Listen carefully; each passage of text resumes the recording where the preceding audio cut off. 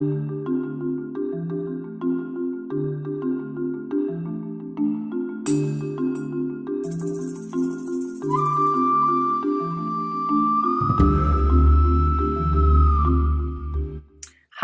I'm Rebecca Thompson, and I am so excited to be here with Karen Strange today. So, hi, Karen. Hi, Rebecca. Great to be here. So good to be here with you. And Karen is a midwife, and she is the creator of integrative resuscitation of the newborn. She travels around the world and teaches how to resuscitate babies in a non-traumatic way. And that includes the physiology, the baby's experience of birth, and tools for healing. She's trained over 8,000 people around the world, which is just absolutely amazing. And she does a lot of travel. We've talked all about that. And so I'm just so delighted. And I know I had the opportunity to hear you speak several years ago at a La Leche League conference. And I remember kind of sneaking in the back, and I didn't know what this person was going to be saying about resuscitating babies. And I think I heard you say, whatever you do, you need to take a moment and you need to talk to the baby. And I remember just going, oh, good, she's one of my people. So, yay. So thank you so much for the work that you're doing, Karen. Thank you, Rebecca. What a great thing to remember. This is what I remember of you. Great. That's a great thing to remember. Thank you. Yeah. So, should I begin? Yeah. Or yeah. Why don't you begin by how you begin all of your lectures, all of your conferences?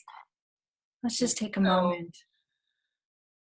So actually, before we get into the story, my story, the story about APPPAH and all of that, I like to begin like I begin all of my lectures, whether it's online, whether it's in front of a large audience, my workshops, I always begin, well, one, with a little orienting for how the day is going to go, or how our 30, 40 minutes is going to go. And so I'm going to share a little bit about what I've learned and how I present it, the bigger picture. And then I always begin with a little pause, because it's a little exciting getting ready for being online and talking to all the people out there, or talking to a large audience. And so I know I speed up, and I just like to take a minute to arrive, and I, like everybody else, take a moment to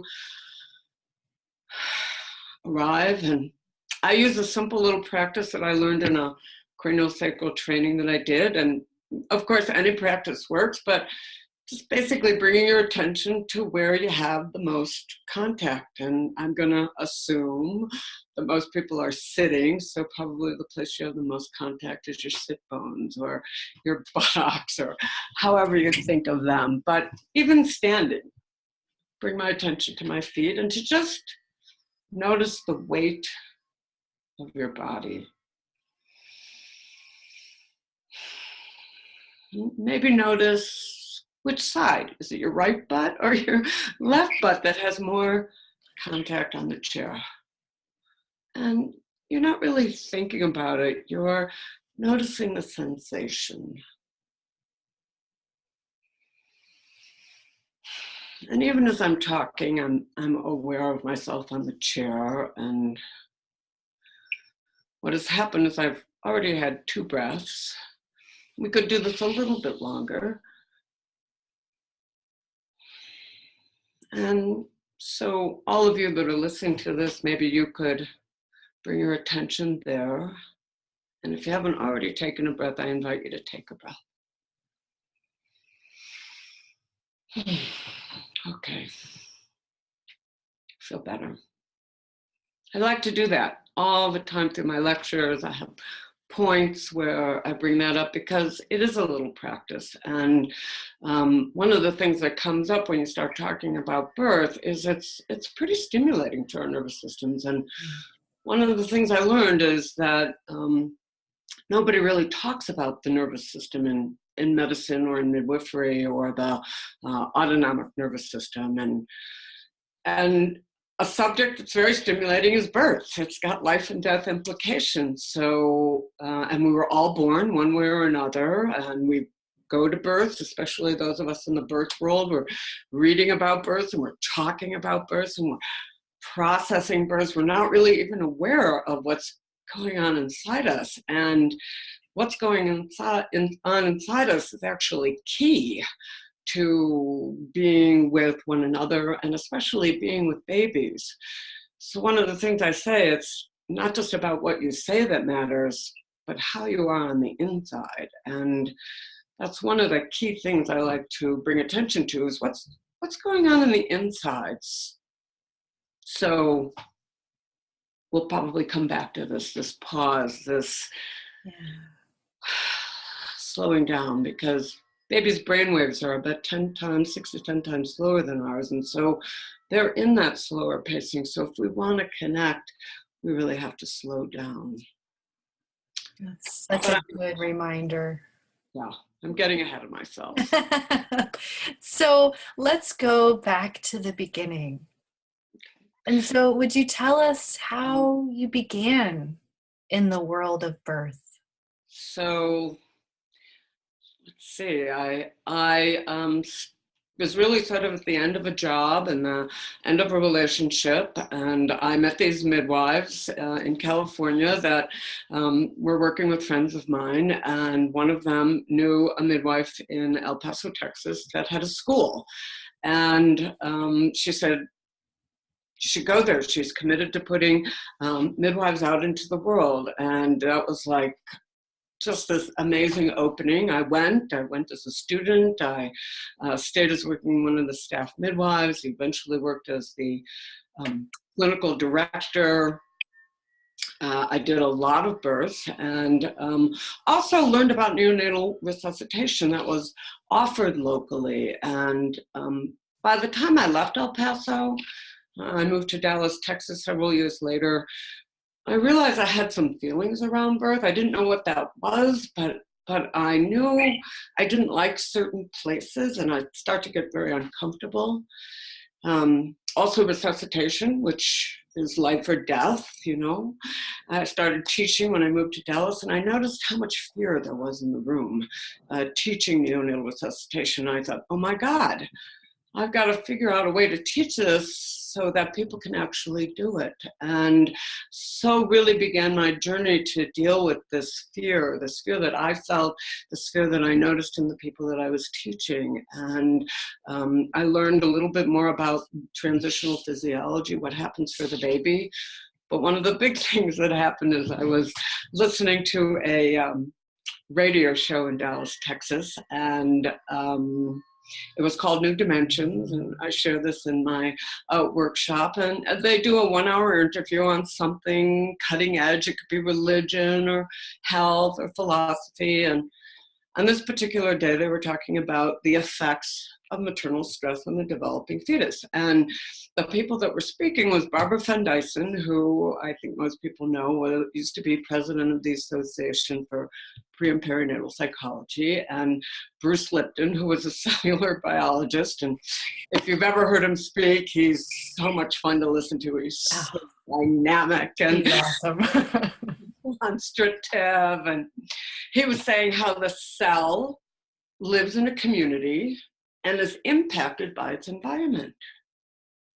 You know, I'm listening to this, and the two of them are talking about the time in utero and how the time in utero is laying down the hardwiring for the baby's brain, temperament, and nervous system. And it's all according to how the mother feels, even if she's unaware of how she feels. And they quoted Dr. Tom Verney, one of our founders, who wrote the fabulous book, The Secret Life of Your Unborn Child. They quoted him as saying, our personalities are formed more in utero than any other time in our life. And, you know, they were just talking about an anxious mom, a worried mom, a fearful mom, a joyful mom. All of that is laying down this hard wiring for the baby's brain and nervous system and temperament. And I just remember thinking, how did I not know this?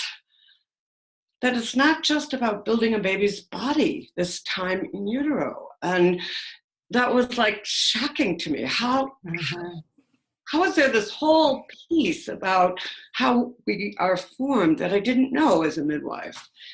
Right. So, my ears are perking up and I'm listening and I'm thinking, this also made me think about my mom, because what I knew about my mom is that she was slightly retarded. And she had a baby born before me in 1951. And in 1951, that's when gases and heavy drugs were used. And so she was completely unconscious for the birth of the baby before me.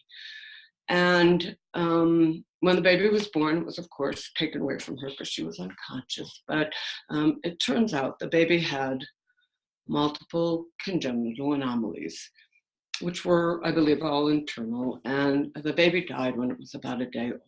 And she never got to see the baby. I knew about this. And the doctor and the rabbi said, just pretend like it never happened, which was normal for that era, I'll say. Right.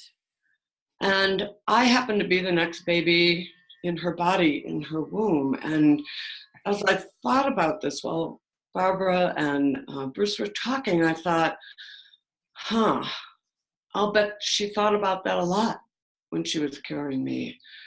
And that I really gestated or marinated in all of my mother's unspoken sadness and grief and loss. And also her level of fear about getting closer to labor, maybe it would happen again.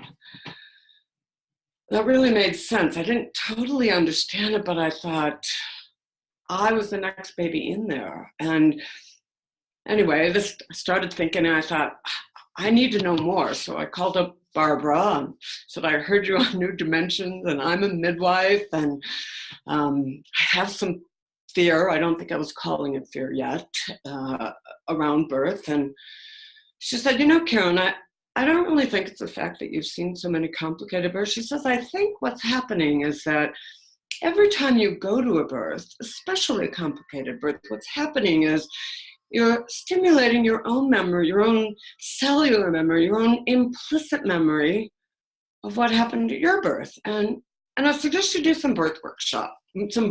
And, I have a birth workshop if you'd like to come. And so I always like to just take a second to explain a little bit about implicit memory. And basically, we all have memory. Memory is in our body. It's in our fluids. It's in our connective tissue. It's in our bones. And we have that, the cellular memory, until about 18 months of age. And at 18 months of age, explicit memory comes online, which is like, oh, I remember that.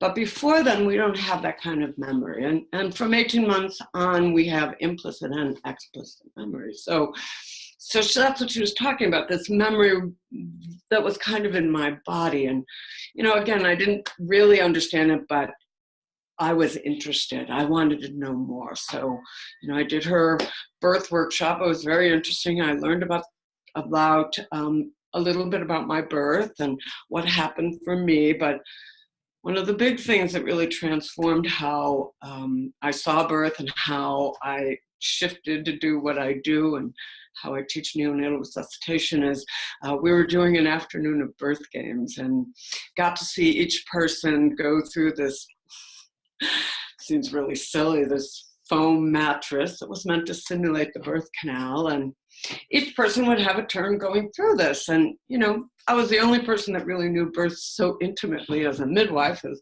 way before doulas were so present. And anyway, I thought, I'm just going to watch. This is really weird. This is really weird. And so I watched as each person had this opportunity to kind of go through and come out. And pretty quickly, I noticed nobody was talking about the mother. There was no mothers in the room. Right. I didn't really have a reference point because as a midwife, you support women, and even when the baby's having difficulty, it's about the mother, but there were no mothers. That was disorienting. Right.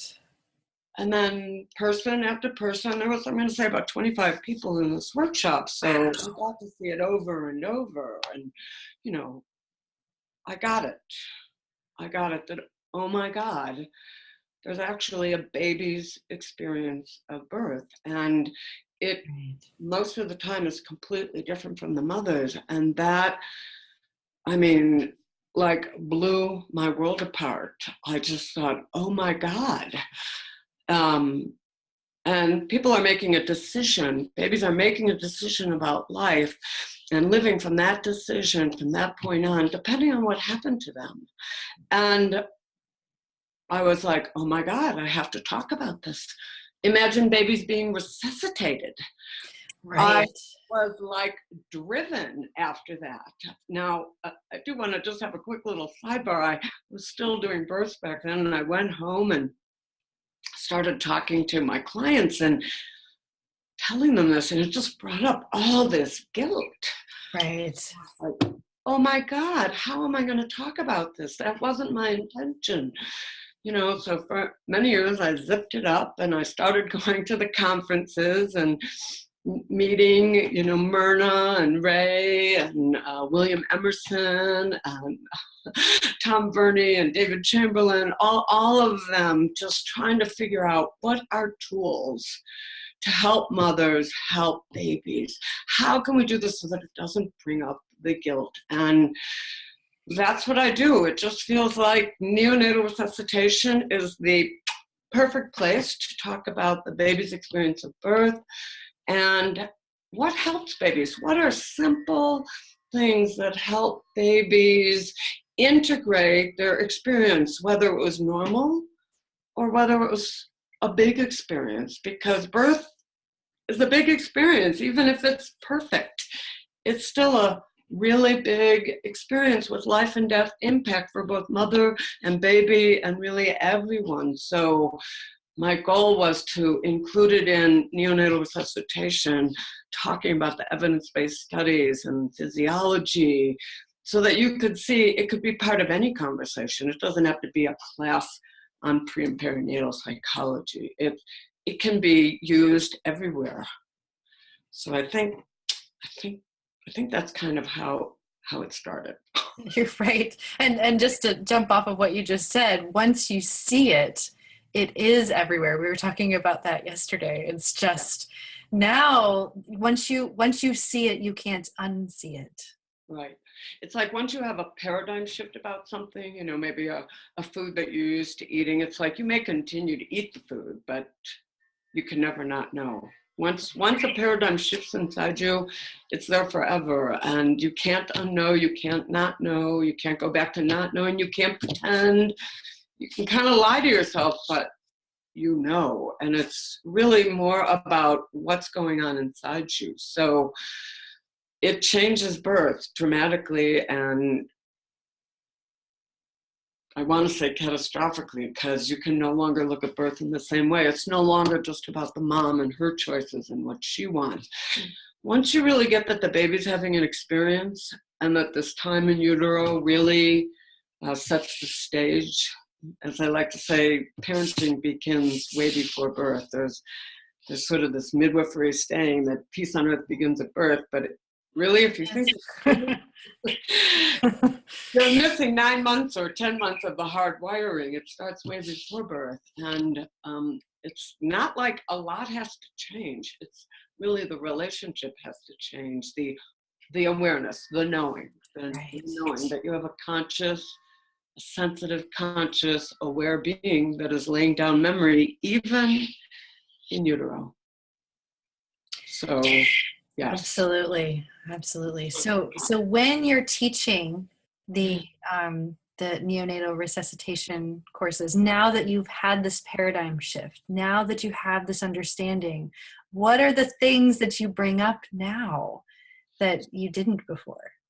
Well, I'll just say that became my drive to figure out how to incorporate this training from Myrna and the Anna and John Chitty, their craniosacral training about this, the nervous system and all the womb surrounds that I did, and how to make it in a pre-digested sort of way. I mean, it always helps to do your own work to really know it, but still we can use some of these tools. So I like to begin with just explaining a little bit about how we come into being, that we come into being according to an embryological blueprint, and it just happens. I mean, it's in our DNA, it's how we have evolved. In gestation, you don't really even have to think about conception or cell division or cell expansion, right? It just happens. Right.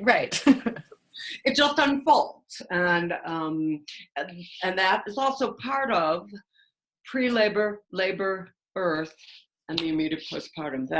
That embryological blueprint, the template for how we're meant to come into being, is in all of us. It's in every part of us. And even if you didn't get to do it, it's still in there. The undisturbed template is in us. Within that blueprint, the embryological blueprint is a sequence. It unfolds according to a sequence, and it can't go out of sequence, right? You can't have cell expansion before cell division. It has to go according to a sequence, or it doesn't unfold. Right. That's also true of pre-labor, labor, birth, and the immediate postpartum. It's a sequence. Actually, how we learn is a sequence.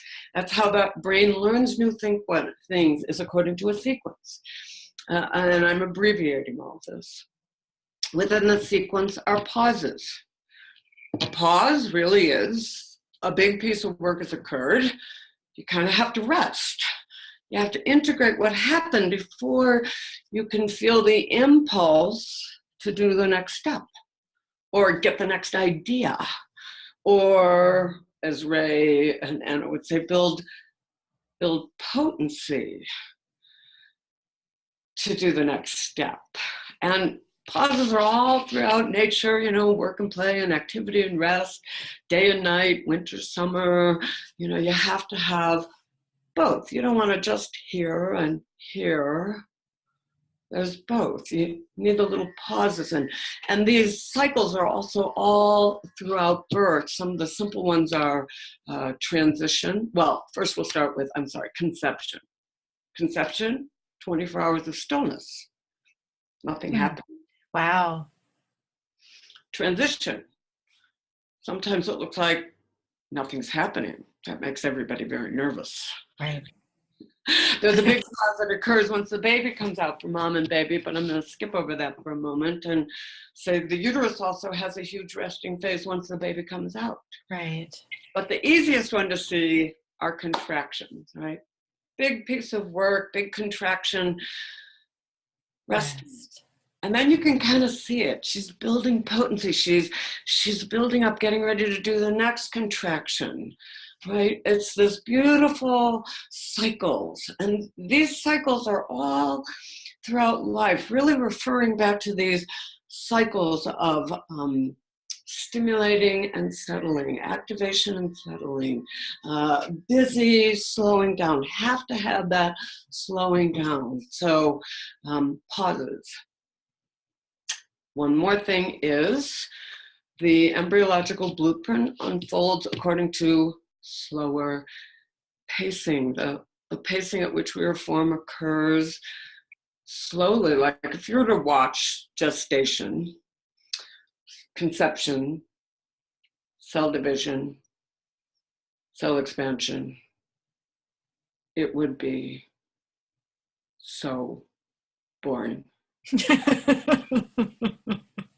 Because it's really slow. But we see it on time-lapse photography, right? You see conception, there it goes out, yay, baby! How comes the baby? And you're like, wow, that's so cool. But that's amazing.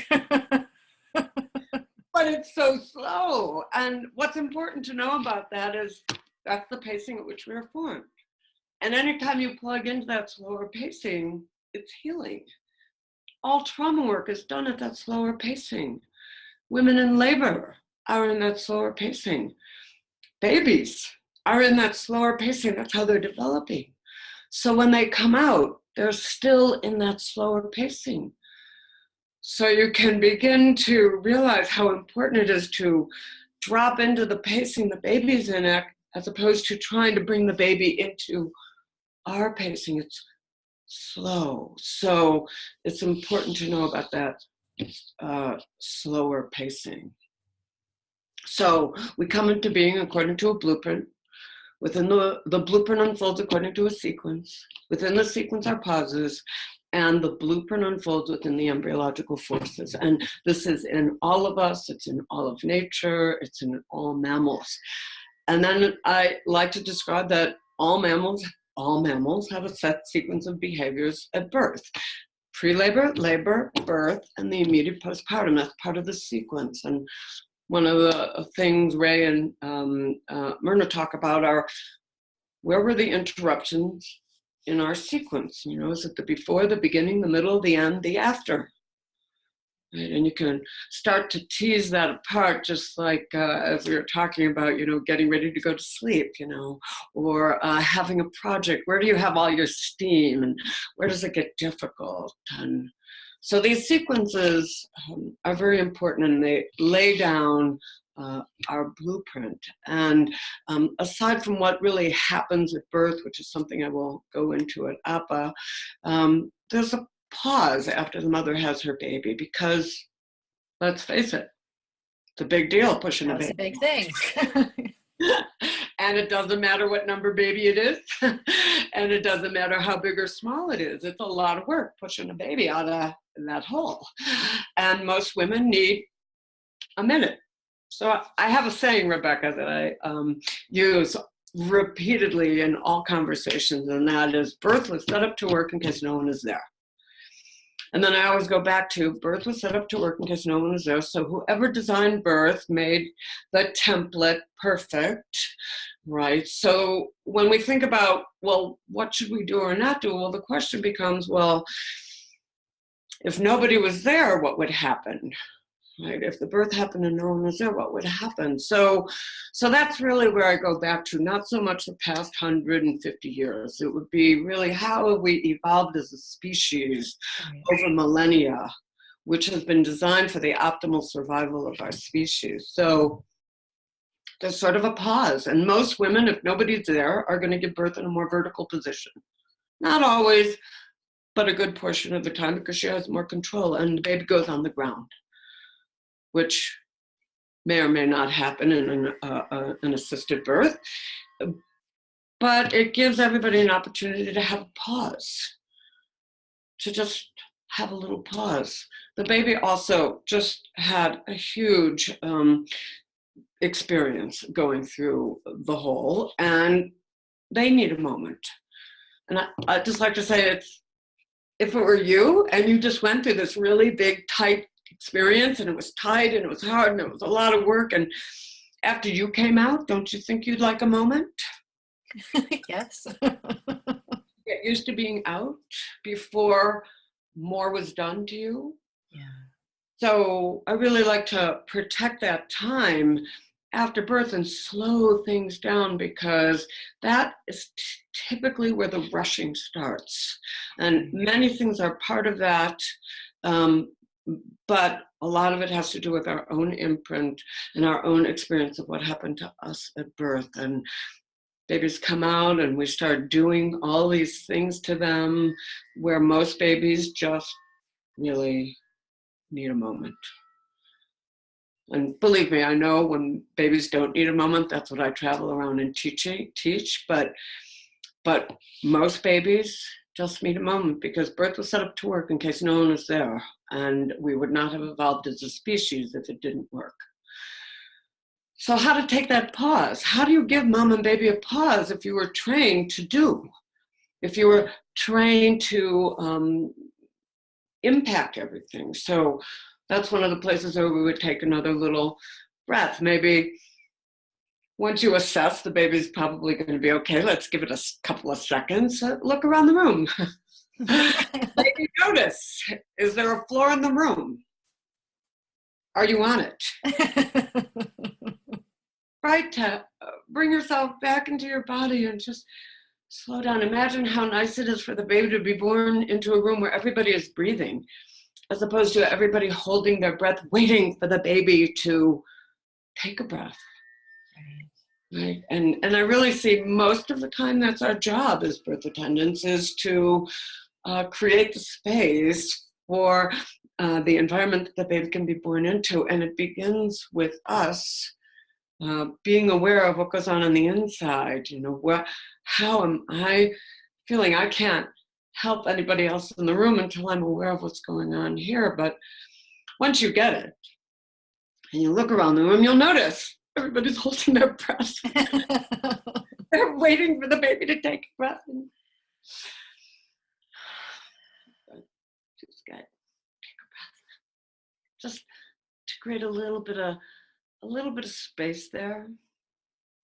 And then typically what happens, you know, after this pause and, you know, mom meets baby, or Mary Esther Malloy, I don't know if you know her, but she wrote something called The Birth Pause after my class. But she says it's like you have to exhale the birth before you can inhale the baby. It's like, it's a sequence, right? Like one has to end, you enter into a rest before you can feel the impulse to do the next step in the sequence, because the sequence isn't over just because the birth occurred. There's another step. And so what happens for the baby is, after the baby has integrated what has happened to them and whatever has happened to them, what's going to happen is the baby's going to start to head to the breast. All mammals do this. All mammals head to the breast after they've had a little rest. They'll head to the breast. And what actually happens on the journey to the breast is the baby's going to tell the story of what just happened to them on the journey to the breast.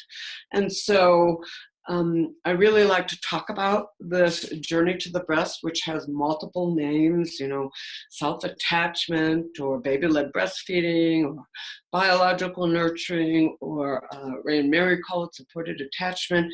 Doesn't matter what you call it. The bottom line is all babies do it. They'll do it after the birth. It's embedded in them. It's a sequence.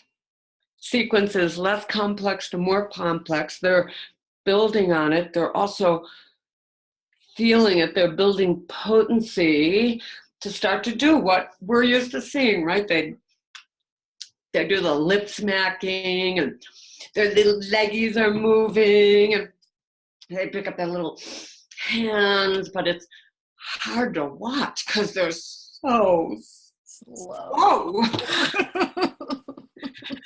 And they're so uncoordinated, and you know, you're watching them and they're right, bobbing their heads and falling off and having to start over, and it makes it so hard for most of us. So again, this is one of those places where you could just take a second, maybe take a breath yourself.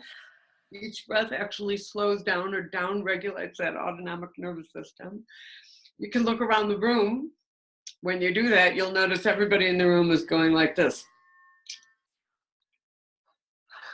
Everybody in the room. You can do it. Is trying to help the baby do it, including the mother. She's often like, oh. Nobody's in their body. Nobody's breathing.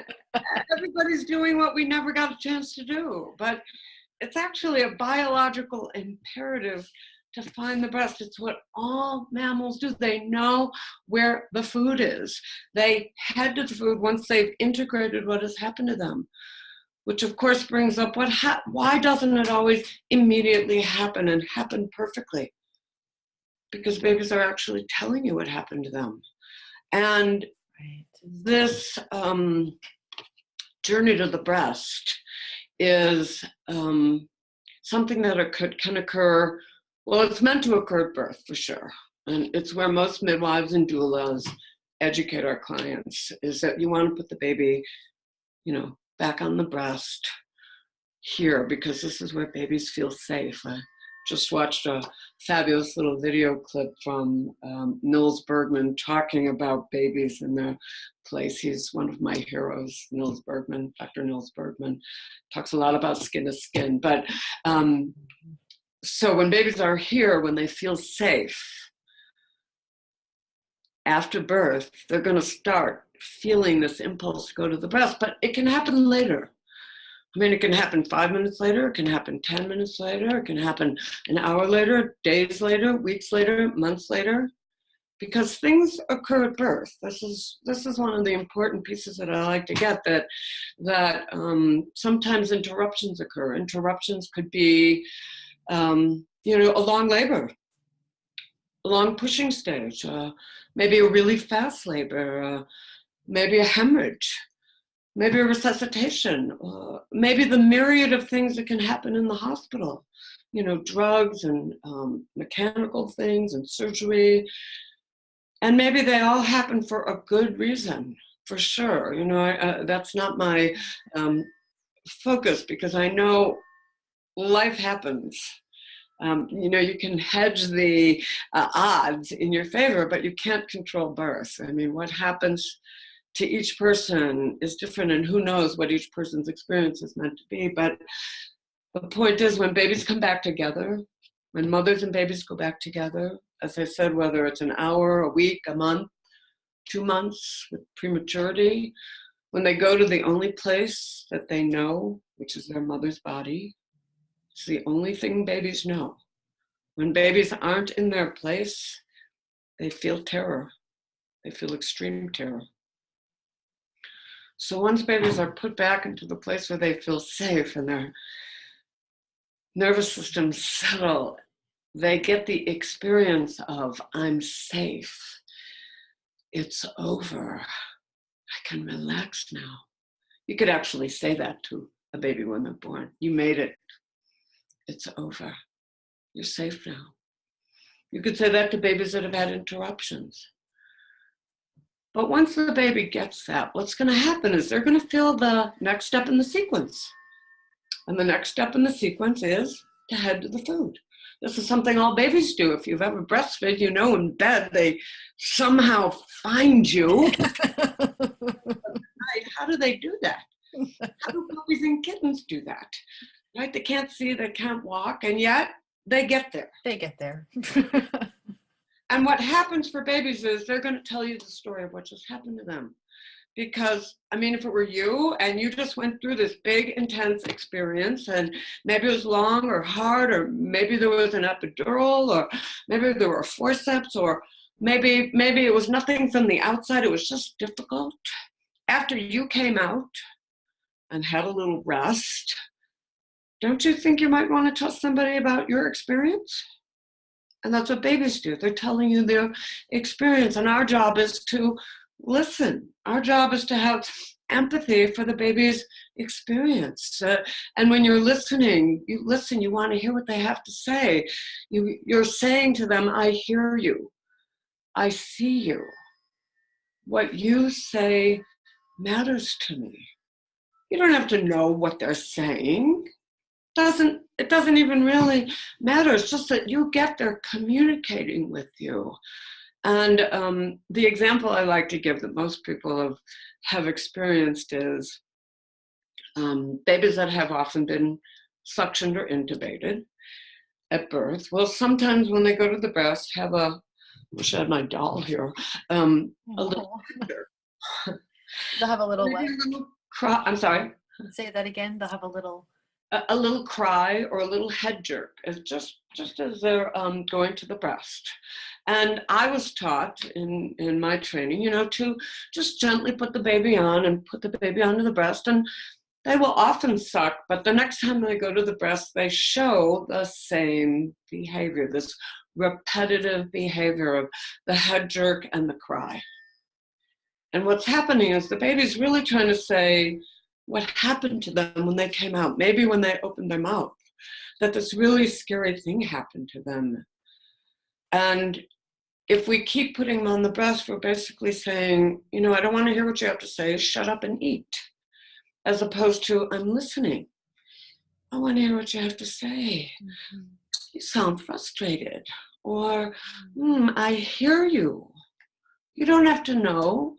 You're just listening, and often that's enough, especially the closer to birth, that occurs. And that can occur, as I said, in the hour after birth where it's meant to occur, can occur 2 hours, 3 hours, three days, 3 weeks. Now, the bigger the imprint, which I know we're going to talk about later, the more the baby might have to tell the story, or maybe there's multiple layers of the story. But it's always have curiosity for what your baby's showing you. What is she telling you about her experience? What is she showing you? That's what babies do. They show you, and they cry, they tell you. So our job is how can I settle down into the pacing that my baby's in so I can accurately reflect, accurately hear what she's saying. So I know that was a lot.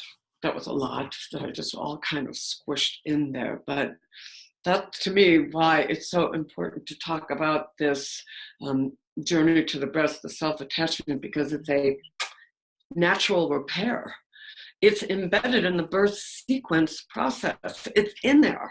You don't have to do anything special. But the problem is, we're all so used to making things happen. It's gotta happen now. You get that baby on, and we gotta clean up the baby. We gotta do all this other stuff, and then okay, now here you go, and now you need to. I just remember when I had my son, and the method at the time was you grab the back of their head and you just throw it onto the breast, and I remember going, oh, that's horrible. And now I think it's even more horrible because it's like missing his story. It's missing the story. And it's also to really just think about this big journey they went through. Right. And they're making sense of what happened. They're integrating. I mean, it's a huge transition. They go from fluid-filled lungs, breathing through the placenta, to air-filled lungs, breathing through their lungs. It's a huge transition. Circulatory shifts, hemodynamics are changing, new circulatory pathways are opening. I mean, it's a big deal. They need a minute. They need a minute. And it's like, how do we give them a minute?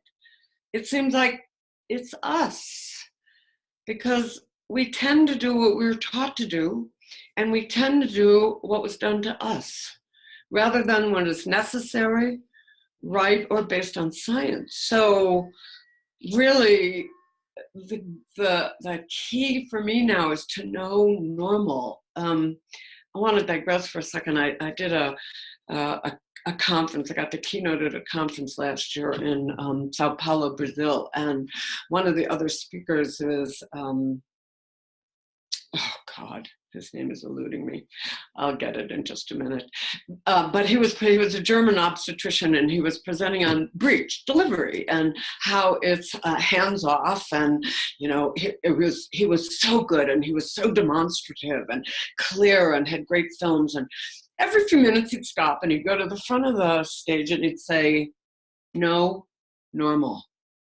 When you know normal, it's hands off. When you know normal, you know when it's not normal, and then you might have to do. And you do the least amount to get it back to normal." Then he'd go back and he'd describe, and then he'd come back up after like 5-6 minutes and he'd say, "No, normal." And he would say this probably 5-6 times during his breech presentation lecture, how to deliver a breech. And it's like, I got it on a whole nother level. You really have to know normal. You have to see normal and begin to question why, if birth was set up to work in case no one is there, what do I really need to do to make it better? I mean, sometimes we do need to do stuff to help women in labor, to help babies come around, but birth was set up to work in case no one is there. So the majority of the time, it needs very little. So how can I offer that? What do I need to do to be able, optimal survival of our species, And that's what I come back to. The birth sequence has the repair embedded in it. Our question is, how can we be available for that? How can we support that happening? That's my big question. What are some tools that allow you to do that? What are some tools that allow you to deliver skills better, right? Feeling yourself on the floor, taking a breath, looking around the room, just taking those periodic pauses and connecting with yourself is not just a nice thing to do, it's critical to do. It's what I wish I was taught to do in my training. It's what I wish I had learned as a child, because it wouldn't be so hard now to incorporate. Right. So can you talk just for a moment, because you've mentioned the blueprint, and I know yesterday you were talking about the blueprint and the imprint, because I think it really brings home everything that you just talked about to help everyone to integrate. I'd love to do that. So simply put, we have within us a blueprint for how to be born, actually how to gestate, how to be born, how to do the whole sequence of birth. It's a blueprint. It's in our DNA.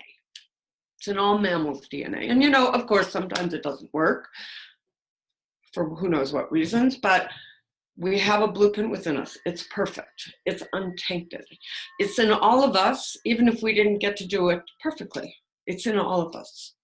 And so sometimes something happens, as I said, along labor, maybe a premature birth, maybe a really fast birth, maybe difficulty, positional, maybe a placental issue.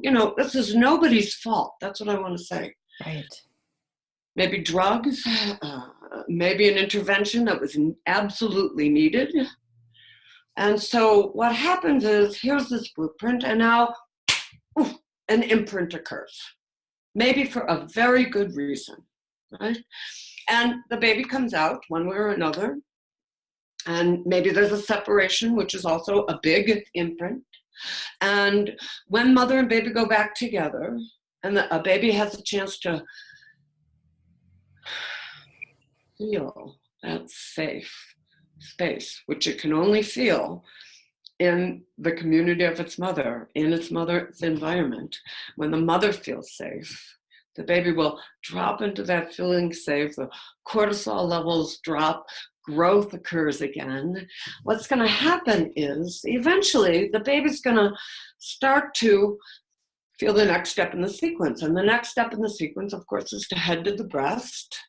This could be at birth, days after birth, weeks after birth, months after birth. Babies are going to begin to feel the next step in the sequence, because building the brain is sequence dependent. And what happens is, the baby is going to feel the imprint. This thing happened to them. This big thing happened to them. And they're probably going to tell you about it. And maybe they're going to cry, and maybe they're going to show it to you. Maybe with that head jerk, or multiple ways babies can show that, but they're telling you about it. And our job is to listen, is to hear what the baby has to say, to say, I'm listening, I hear you, I see you, what you say matters to me. And the baby might tell you all about what's happening, and you're listening. Oh my goodness, that sounds like that was really hard. And oh, you have a lot to say. And I remember that was difficult. And then what's going to happen is, as the baby tells you the story about the imprint, they're going to no longer need to keep telling you. They're going to get it, that you get it. And then they're going to feel the blueprint through the imprint, and that's what they're going to follow. They're going to follow the blueprint. They don't want to get stuck in the imprint. They want to feel that blueprint. They're going to build potency to do the next step in the sequence, and they might have another piece of story to tell you, right? So so embedded in this journey to the breast, this sequence of going to the breast, is a natural repair. It's actually building the brain. It's sequence dependent, but it's a natural repair because all babies are going to tell the story of what happened to them on their journey to the breast. Just like if it were you that went through that big experience, you'd want to tell somebody about it. And that's where babies do that. So it's always goes back to, what is my baby showing me? What is she telling me about her journey? Right. Do I want to hear what she has to say? And one of the things, I have a little slide from Ray and Mary, they say, as your baby does this little thing to the breast, pausing and licking and resting, because it's a sequence, takes time for them to build. You could say to the baby, that's right, little one, you know just what to do. I mean, I don't know about you, Rebecca, but I've probably said that 800 times easy. And even when I say that now, I get all of these tinglies on my neck. It's like I just get all plumped up. I know what to do. I'm doing it. Can you feel your self-esteem just filling you, your potency? Oh, I know what to do. That's what happens. You're reflecting back. They know what to do. Wow. Wow. That's just you. So it's just like embedded in the birth sequence, prenatal, labor, birth, and postpartum is the healing. And even if it doesn't happen in the hour after birth, it can happen later, and it needs to happen over and over because you're creating a new neural network, or like a parallel memory for the baby. It's creating a new memory without or over the imprint. I mean, the imprint is in there, but the blueprint is shining through. Right. And it just seems like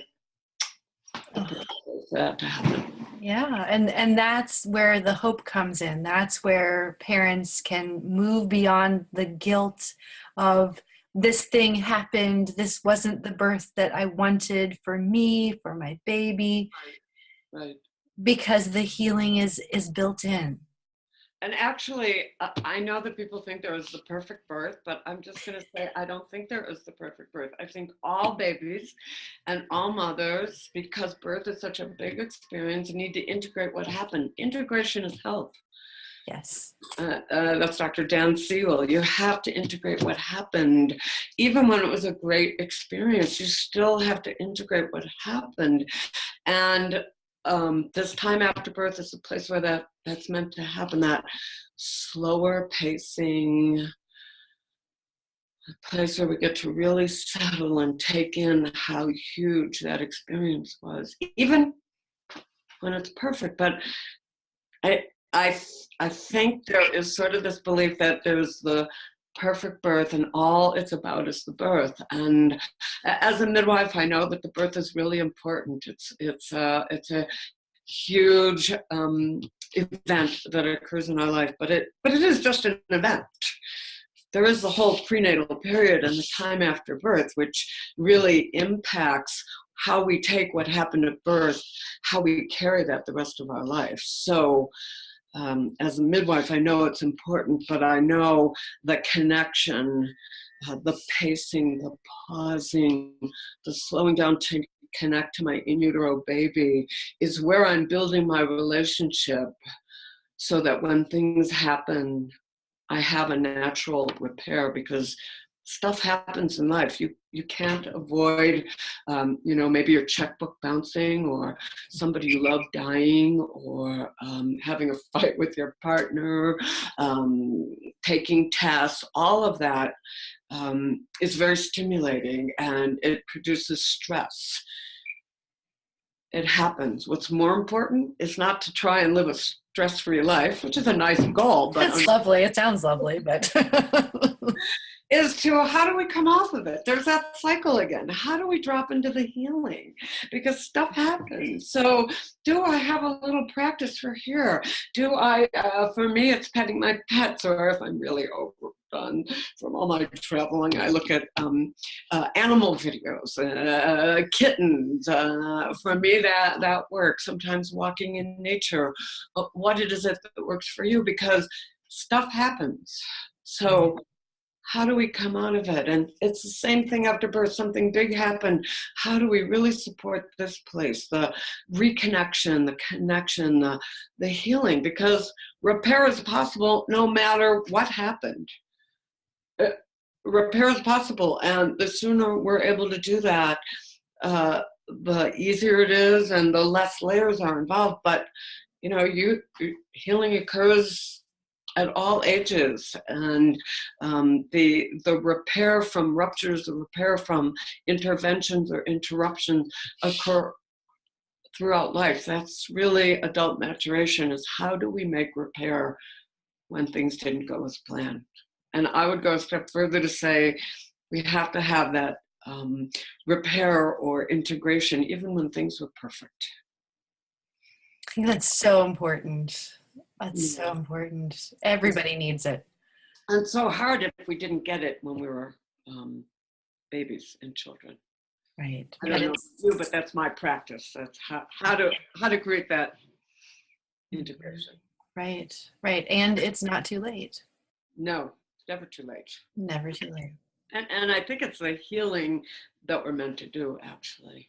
Yeah, absolutely. Connect and, you know, yeah. Oh, thank you so much for sharing. I feel so filled with hope.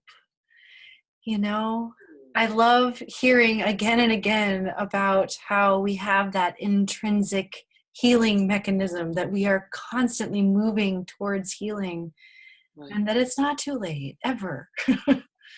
It's so hope-filled, and I think that that's a lot of what this work for you is about. Definitely, yeah. And it's what keeps me traveling and shopping all of the equipment that I have and really wanting to present, because I think that paradigm shift about babies having an experience, and something I didn't say is babies need to be communicated with. They need to be told what's going to happen before it happens. That's a really important piece. But if you get the babies are conscious and aware and having an experience, then they need to be communicated with, just like you do your children. If you were taking your children in for a procedure, you tell them what's going to happen. You'd let them know ahead of time what it's going to feel like, that you're going to be there. And I try to bring this perspective also in prenatal care, that when you're working with your client, not only tell the mother, tell the baby. Because the baby's having an experience of everything that goes on inside the mother, but the baby doesn't know, oh, mom, they're just checking your blood pressure. Relax, you know, maybe mom didn't like how that felt. So tell the baby ahead of time. And if you're gonna try a new position, tell the baby in labor. If you're gonna go to the hospital, tell the baby you're going to the hospital. If you're going to give drugs, tell the baby what the baby's gonna feel. You know, if you're gonna use forceps or vacuum or C-section, tell the baby what's coming. That really helps the baby. But remember, their brainwaves are slower, so give a little pause. Right. Let them know what it's going to be like when they come out. Right? Tell the baby what's going to happen before it happens. That is a great tool. You want to be told. You want to be told what's going to happen before it happens. It changes the experience. It changes the imprint if we know ahead of time what's going to happen before it happens. Right. So that would be the piece I would add that somehow got missed in the beginning. Thank you so much. Thank you, Rebecca. Thank you for putting this together. Mm-hmm. So I have one more question before we wrap up, and that's, I'm asking everyone, what to you is the APPA experience? What is APPA to you? Hmm. Well, I'm just going to say what the APPA experience for me was the baby's experience, getting a fuller sense of who we are. And for me, because I'm involved in birth, was like a bigger picture than just care of mom and baby on a physical level. It was really their whole being. Yeah. It just like, there's more to who I am. The parts that I don't remember are a big part of me. You know, that implicit memory before I had the capacity to remember.